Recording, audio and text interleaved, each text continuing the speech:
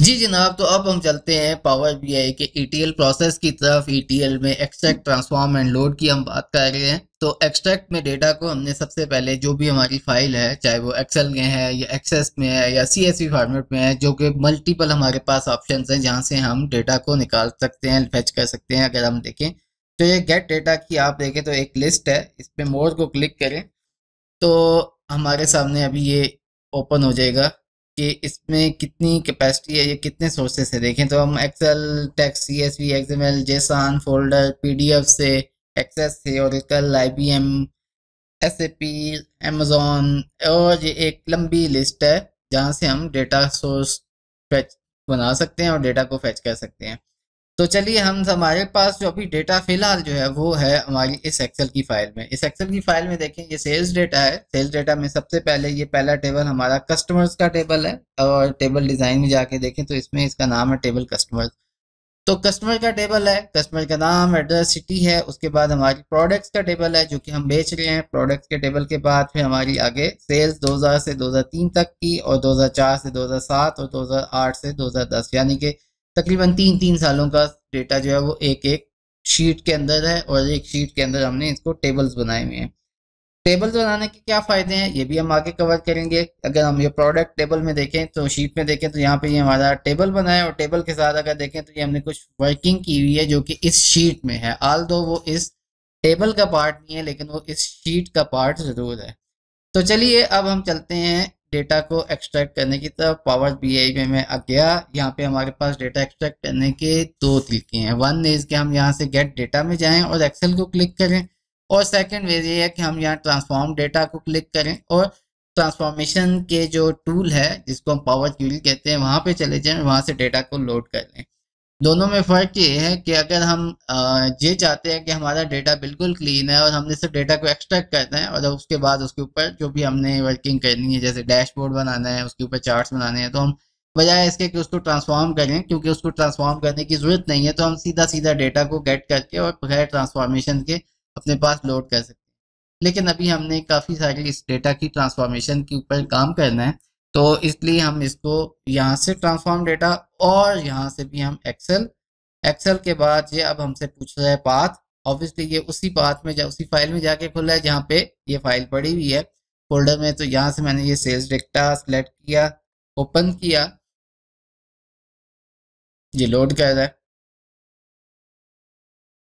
जी, तो अब आप देखें कि ये हमारे पास यहाँ पे आ गया। आप देखें तो ये table customer, table products, table sales 6, table sales 67, फिर कस्टमर, प्रोडक्ट और सेल्स के ये आगे टेबल आ गए। बेसिकली ये क्या है, अगर हम देखें तो ये टेबल कस्टमर, टेबल प्रोडक्ट्स क्या है, ये हमारी प्रोडक्ट्स जो हमने प्रोडक्ट टेबल था वो है।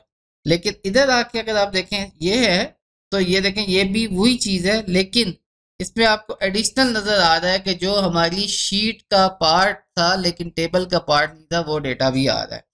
तो अगर आप ये जो ब्लू बार के साथ और ब्लू हेडर के साथ जो आइकॉन्स हैं ये हमारे टेबल्स हैं, और अगर से ये जो आपको वाइट पे नज़र आ रही हैं ये हमारी शीट्स है। तो ज़्यादा बेहतर है कि हम लोग अपने टेबल से डेटा को उठाएं इंस्टेड ऑफ अपनी शीट से। उससे फ़ायदा ये होगा कि हमें डेटा को जो उठाएंगे, एक्सट्रैक्ट करेंगे, तो हमारा सिर्फ टेबल में से आएगा, शीट का जो एडिशनल डेटा है वो नहीं आएगा। ओके जी, ये हमने क्लिक कर लिया। क्लिक करने के बाद अब हम इसको ट्रांसफॉर्म करते हैं। ट्रांसफॉर्म डेटा करेंगे तो ये पावर क्यूरी के अंदर जाके खुल जाएगा।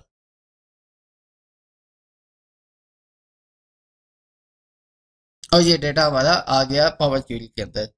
टेबल ये आ गया, इसके बाद प्रोडक्ट्स आ गई, ये हमारी सेल्स का डेटा आ गया। ये सेल्स 2000 वाली क्या है, फिर उसके बाद ये हमारी 2004 वाली है, और ये हमारी 2008 वाली है। तो वह अगर इनको रीनेम करना चाहूँ तो हम यहाँ से रीनेम भी कर सकते हैं। फॉर एग्जांपल मैं इसका नाम टेबल कस्टमर की जगह पे कहता हूँ जी कि ये हमारे कस्टमर्स है। ठीक है, ये मैंने सिलेक्ट किया टेबल, और सिलेक्ट करने के बाद ये प्रॉपर्टीज में जाके यहाँ पे मैंने इसको रीनेम कर दिया। ये अब हमारे कस्टमर्स बन गए। ये टेबल प्रोडक्ट, इसको सिलेक्ट किया, यहाँ से जाके इसको रीनेम कर देता हूँ मैं, प्रोडक्ट हो गया हमारा ये। ठीक है, और सेल्स होगी, ये सेल्स हमारी 2000, सेल्स 2000 वाली हैं ये, ठीक है, ये कर दी मैंने इसका नाम जी। ये हमारी सेल्स 2004 से शुरू हो रही हैं, तो सेल्स 2004, और ये हमारी टेबल सेल्स हैं 2008 से, तो इसको मैं रीनेम कर दूँ सेल्स 2000, सॉरी 2008। तो ये हमारी सेल्स भी रीनेम होगी, क्यूरीज हमारी जो है इनका नाम रीनेम हो गया। हम यहाँ पे काफ़ी सारी इसके ऊपर ट्रांसफॉर्मेशन कर सकते हैं। मिसाल के तौर पर अगर मैं बात करूँ तो अभी हमने अपनी जो ये जो लोड टेबल की है इनके नामों को चेंज कर लिया। अब मिसाल के तौर पे हम अपने कॉलम्स जो हैं इनको चेंज करना चाहते हैं इनके नाम, जैसे कस्टमर नंबर है, नेम है, तो कस्टमर नेम की जगह पे मैं अगर इसको ज़्यादा क्लियर करूँ तो ये हमारा कस्टमर नेम है। तो इसको कैसे क्लिक करना है, हमने रीनेम डबल क्लिक करें तो ये एडिट मोड में चला गया, कस्टमर नेम, ये मैंने इसको रीनेम कर लिया। हम इसी तरह बाकी कॉलम्स को भी रीनेम कर सकते हैं। अच्छा, यहाँ पे अगर हम देखें तो हम इन कॉलम्स को मूव भी कर सकते हैं। फॉर एग्जांपल मैं ये चाहता हूँ कि ये प्रोडक्ट कॉस्ट और लिस्ट प्राइस जो है इसकी जगह पे मैं इस लिस्ट प्राइस को शुरू में ले आऊँ, तो आप इसको पकड़ के ड्रैग करके यहाँ पे ला सकते हैं। ये सिंपली इसको आप मूव करवा सकते हैं। अच्छा, इसके अलावा अगर हम इसमें और चीज़ें देखें तो आप यहाँ से टेबल्स को कॉलम्स को रिमूव भी कर सकते हैं। फॉर एग्जांपल मैं ये चाहता हूँ कि ये एड्रेस जो है ये कॉलम मुझे फील्ड नहीं चाहिए, तो राइट सेलेक्ट किया, राइट क्लिक किया, रिमूव कॉलम किया, तो ये रिमूव हो गया। आप अगर ये देखें साइड पे तो हमारे ये एक्शंस रिकॉर्ड हो रहे हैं। फॉर एग्जांपल मैंने सिटी और कंट्री टेबल को सिलेक्ट किया और इन दोनों को भी मैंने रिमूव कॉलम्स कर दिया, तो ये देखें रिमूव कॉलम्स की हमारी बन गई है। ये रीनेम कॉलम्स जो हमने यहाँ पे इसको रीनेम किया था, और ये देखें चेंज टाइप, ये नेम है, उसके बाद मैं रीनेम कॉलम में गया तो ये कस्टमर नेम हो गया, और रिमूव कॉलम्स में गया तो वो हमारे कॉलम्स डिलीट हो गए। मैं अनडू करना चाहता हूँ तो सिंपली क्या करूँगा, मैं इस चेन में से इसको क्रॉस कर दिया तो वो हमारे अनडू हो गए। अच्छा, एक मज़े की चीज़ इसमें ये है कि फॉर एग्जांपल मैं सिर्फ ये 2 कॉलम रखना चाहता हूँ, इसके अलावा बाकी सारे कॉलम्स को डिलीट करना चाहता हूँ। बजाय इसके कि मैं अब फॉर एग्जांपल हमारे पास 50 कॉलम्स हैं और मैंने 2 कॉलम्स रखते हैं और बाकी 48 को डिलीट करना है, तो इंस्टेड ऑफ कि जी मैं उन 48 को वन बाय वन सेलेक्ट करूँ, मैंने जो 2 रखे या फिर ये और ये 2 कॉलम्स मैंने रखने हैं, कंट्रोल दबा के मैंने इन दोनों को सिलेक्ट कर लिया। सेलेक्ट करने के बाद मैंने यहाँ पे राइट क्लिक किया तो मेरे पास ऑप्शन आ रहा है रिमूव कॉलम और remove other columns. Remove other columns करूँगा तो अब हमारे जो बाकी कॉलम्स हैं वो डिलीट हो गए और जो 2 मैंने सिलेक्ट किए थे वो रह गए। तो ये इसका बड़ा पावरफुल फीचर है जी यहाँ पे। अच्छा, इसके अलावा हम इसको जो हमारी अपेंड करना है, अब क्या है कि अगर आप देखें तो ये सेल्स 2000 की अलग पड़ी है, 2000 से 2003 तक की सेल्स 4 से 7 तक की अलग पड़ी है, और 8 से ऑनवर्ड की अलग पड़ी हुई है। तो मैं ये चाहता हूँ कि हमारा एक टेबल हो, क्योंकि अगर हमने जब इसके ऊपर एनालिसिस रन करना है तो हमें एक टेबल में ये सारी इंफॉर्मेशन चाहिए ताकि इस सारे को डेटा को एनालाइज करना हमारे लिए आसान हो। तो अब हम क्या करना चाह रहे हैं कि इसका मतलब ये है कि हमें डेटा को अपेंड करना है। एक हमारा सेल्स 2000 और इसके नीचे ये बाकी दोनों फाइलों को, दोनों टेबल्स को अपेंड करना है। तो अपेंड कैसे करेंगे, मैं एक काम करता हूँ जी, सेल्स मैंने टेबल ये सेल्स 2000 को सिलेक्ट किया। सिलेक्ट करने के बाद अगर आप ये देखें होम टैब में यहाँ पे ये हमारे पास आ रही है अपेंड क्यूरीज। अपेंड क्यूरीज में गया और मेरे पास ऑप्शन है अपेंड क्यूरीज और अपेंड क्यूरीज एज न्यू। दोनों में फ़र्क ये है कि अगर मैं अपेंड क्यूरीज करूँगा तो मेरी ये सेल्स 2000 वाला टेबल रहेगा और बाकी सारे इसके नीचे अपेंड होंगे। और अगर मैं अपेंड क्यूरीज एज न्यू करता हूँ तो इससे क्या होगा कि ये 2000 वाला टेबल एक नया बन जाएगा, जैसे ये सेल्स 2000, और हमारे पास ये देखें कि 2 टेबल्स आपने अपेंड करने हैं या 3 और मोर टेबल्स करने हैं। मैं कहता हूँ जी कि 3 और मोर टेबल्स हैं।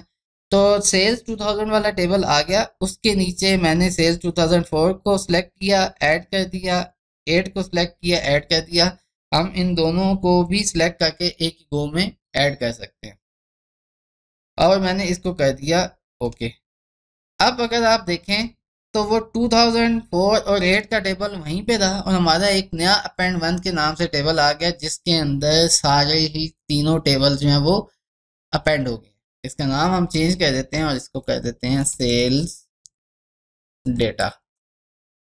स्पेस के साथ कर सकते हैं हम, लेकिन बेहतर यह है कि हम इसको विदाउट स्पेस कर दें। सेल्स डेटा मैंने कह दिया इसका नाम। और अब ये हमारा सेल्स का सारा डेटा यहाँ पे रिकॉर्ड हो गया जी। अच्छा, आ गया। अब मैं टेस्ट करना चाह रहा हूँ कि वाकई ये ऐसा ही है। हमारे पास और बहुत से फीचर्स हैं यहाँ पे इस ट्रांसफॉर्मेशन के अंदर, वो हम आगे कवर करेंगे, लेकिन क्विकली आपको ओवरव्यू दे देता हूँ कि हम लोग क्या कुछ कर सकते हैं। अगर मैं ये यहाँ से हम कीप रोज को, टॉप रोज को रख सकते हैं, रिमूव कर सकते हैं, रिमूव कर सकते हैं रोज को। उसके अलावा कॉलम रिमूव का है हमारे पास, स्प्लिट कॉलम का है ऑप्शन। स्प्लिट कॉलम को अभी हम यहाँ पे करते हैं जी कि फॉर एग्जांपल हम ये गए प्रोडक्ट टेबल में। और अब ये देखें प्रोडक्ट टेबल में हमारे पास मैन्युफैक्चर्ड और इम्पोर्टेड दो टाइप्स की हमारी प्रोडक्ट्स है। प्रोडक्ट 1 से लेके 10 तक की जो प्रोडक्ट्स है ये मैन्युफैक्चर्ड हैं, और उसके 11 से लेके 20 तक की जो है ये हम लोग इंपोर्ट करते हैं। तो अब अगर हमने स्प्लिट करना है कि हमने मैन्युफैक्चर्ड प्रोडक्ट्स और इंपोर्टेड प्रोडक्ट्स को स्प्लिट करना है ताकि दोनों को अलग अलग एनालाइज कर सकें, तो इस टेबल को मैंने, कॉलम को मैंने सेलेक्ट किया। कॉलम को सेलेक्ट करने के बाद होम टैब में मैं ये स्प्लिट कॉलम में गया और यहाँ पे मैंने कहा जी बाय डीलिमिटर। बाय डीलिमिटर पे जब मैंने क्लिक किया तो अब ये देखें तो specify the delimiter use to split the text column custom. हमारे पास ऑप्शन है column, comma, equal sign, semicolon और कस्टम।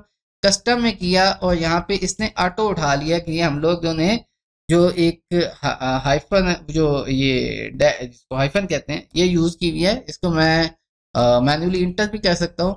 और इंटर करने के बाद left most delimiter, right most delimiter या ईच अकरनेंस ऑफ।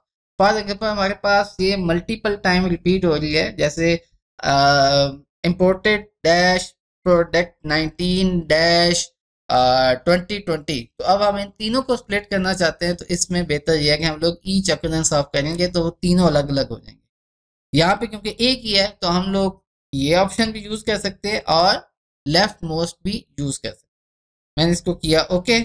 और अब अगर आप देखें तो हमारे पास मैन्युफैक्चर्ड इंपोर्टेड अलग हो गए, प्रोडक्ट नेम अलग हो गए। मैं इसका नाम रीनेम कर देता हूँ, डबल क्लिक किया।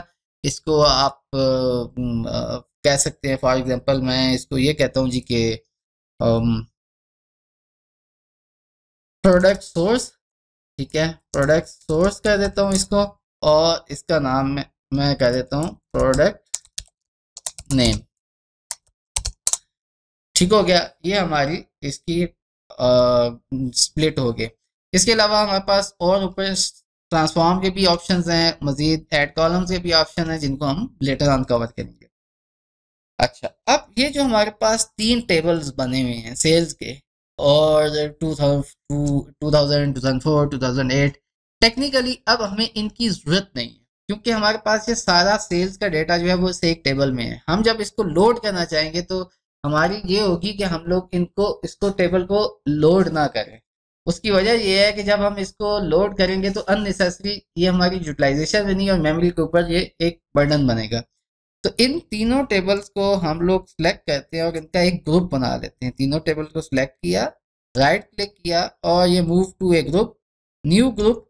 और मैं कहता हूँ जी कि ये हमारे रॉ सेल्स डेटा, ठीक है, ये मैंने एक फोल्डर में एक ग्रुप बना लिया, इसको कर दिया ओके। और अब अगर आप देखें तो ये रॉ सेल्स डेटा का एक अलग हो गया और ये अदर क्यूरीज हमारी यहाँ पे आ गई। अब वन बाय वन इनको सिलेक्ट करते हैं ताकि ये आगे लोड ना हो। इसको एक टेबल को सिलेक्ट किया, राइट क्लिक किया और यहाँ पे ये आ रहा है अनेबल लोड, इसको मैंने कर दिया डिसेबल। फिर इसको भी सिलेक्ट किया, इसको भी मैंने कर दिया डिसेबल। इसको भी सिलेक्ट किया, राइट क्लिक और अनेबल लोड को ऑफ कर दिया। अच्छा, अब अगर आप देखें कुछ और हमें ट्रांसफॉर्मेशन करनी है, ये हमारे पास देखें तो कस्टमर नंबर आ रहा है। कस्टमर नंबर अभी देखें तो होम टैब में जाएं और आप ये देखें तो ये दिखा रहा है होल नंबर। इट्स बेटर कि ये, क्योंकि नंबर नहीं है, इसको हमने कोई सम एडिशन नहीं कहना बल्कि ये हमारे लिए एक इसकी customer number means customer ID है, तो इसको हम टेक्स्ट में कन्वर्ट कर दें। तो मैं होल नंबर पे गया और यहाँ पे जाके मैंने इसको कर दिया टेक्स्ट और ये देखें ये टेक्स्ट में कन्वर्ट हो गया। इसी तरह मैं प्रोडक्ट टेबल में जाता हूँ तो ये हमारी प्रोडक्ट की जो है इसको मैं कर देता हूँ, सिलेक्ट किया इस कॉलम को, होम टैब में डेटा टाइप में गया और यहाँ से मैंने इसको कर दिया टेक्स्ट। ठीक है, प्रोडक्ट कॉस्ट जो हमारी है ये डेसिमल नंबर्स में है, लिस्ट प्राइस हमारी डेसिमल नंबर में है, ठीक हो गया। सेल्स डेटा में गया, सेल्स डेटा में देखें तो प्रोडक्ट की इसको मैं यहाँ पे कर देता हूँ टेक्स्ट। ठीक है, हमारी ये जो ऑर्डर डेट है ये अभी डेट फॉर्मेट में है। ठीक है, कस्टमर नंबर इसको भी मैं कर देता हूँ टेक्स्ट फॉर्मेट में, ये टेक्स्ट फॉर्मेट में हो गया। यूनिट्स हमारे होल नंबर हैं, सेल्स अमाउंट हमारी डेसिमल नंबर है। परफेक्ट हो गया, ठीक हो गया। अब हमने इस डेटा को अपने सिस्टम में लोड करना है ताकि हम इसके ऊपर डैशबोर्ड बना सकें और इसके ऊपर हम लोग कुछ रिपोर्टिंग और एनालिटिक्स को रन कर सकें। तो अब इसको हमने बीआई की जो हमने एक पढ़ा था, ईटीएल की बात की थी, एक्सट्रैक्ट ट्रांसफॉर्म एंड लोड। तो हमने एक्सट्रैक्ट भी कर लिया, ट्रांसफॉर्म भी कर लिया और अब हम इस डेटा को लोड करने जा रहे हैं डेटा मॉडलिंग के लिए। तो डेटा मॉडलिंग में लोड करने के लिए ये हमारे पास ऑप्शन है क्लोज एंड अप्लाई। इस क्लोज एंड अप्लाई पे क्लिक किया तो अब आप देखें कि हमारा जो डेटा है वो यहाँ पे जो ये जो कैनवस है हमारे पावर बीआई की जो ओपन होती है, इस कैनवस के लिए यहाँ पे ये डेटा लोड होना शुरू हो गया, जहाँ पे हम इसकी डेटा मॉडलिंग करेंगे और डेटा मॉडलिंग करने के बाद इसके ऊपर डिफरेंट किस्म की एनालिसिस को रन करेंगे। ये अभी हमारा डेटा आ रहा है, इनके ऑटो रिलेशनशिप्स को भी ये डिटेक्ट कर रहा है, उसके ऊपर हम बात करते हैं नेक्स्ट वीडियो में।